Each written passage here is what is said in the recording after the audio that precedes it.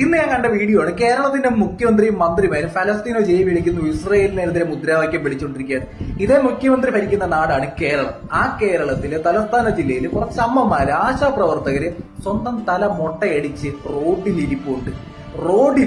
നമ്മൾ ആലോചിച്ച് നോക്കിയോ, ഒരു സ്ത്രീക്ക് അവരുടെ മുടി എത്രമാത്രം ഇമോഷണൽ ഉള്ളതാണ്.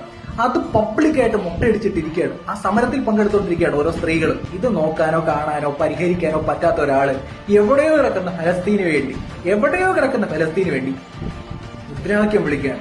എത്ര ആലോചിച്ചിട്ടും എനിക്ക് ലോജിക്ക് മനസ്സിലാകുന്നില്ല. വോട്ട് ബാങ്ക് പൊളിറ്റിക്സ് ആണ്. പച്ചയ്ക്ക് പറഞ്ഞു കഴിഞ്ഞാൽ എന്താ കാര്യം എല്ലാവർക്കും മനസ്സിലാക്കുകയാണ്. കേരളത്തിലെ മുഖ്യമന്ത്രി ഇസ്രായേലുകൾക്കോ ഫലസ്തീനുകൾക്കോ അറിയത്തില്ല. എന്നാൽ ആശാപ്രവർത്തകർക്ക് അറിയാം. ഈ മുഖ്യമന്ത്രിയുടെ പോക്കറ്റിലിരിക്കുന്ന പേനോട്ട് ഒപ്പിട്ട് കഴിഞ്ഞാൽ അവർ വീട്ടിൽ പോകും, സുഖമായിട്ട് ഉറങ്ങും. കേരളത്തിന്റെ സിഎമ്മും മന്ത്രിമാരും ഇമ്മാതിരി ഫാഷൻ ഷോ ഒക്കെ കാണിക്കുന്ന സമയമുണ്ടെന്നുണ്ടെങ്കിൽ ആ സെക്രട്ടറിന്റെ പടി താഴേക്ക് ഇറങ്ങി വന്നു കഴിഞ്ഞാൽ ആ അമ്മമാരെ കാണാം. അവരിപ്പോ എത്ര നാളായെന്നറിയോ ആ റോഡിൽ കിടക്കാൻ തുടങ്ങിയിട്ട്. കഷ്ടം തന്നെ.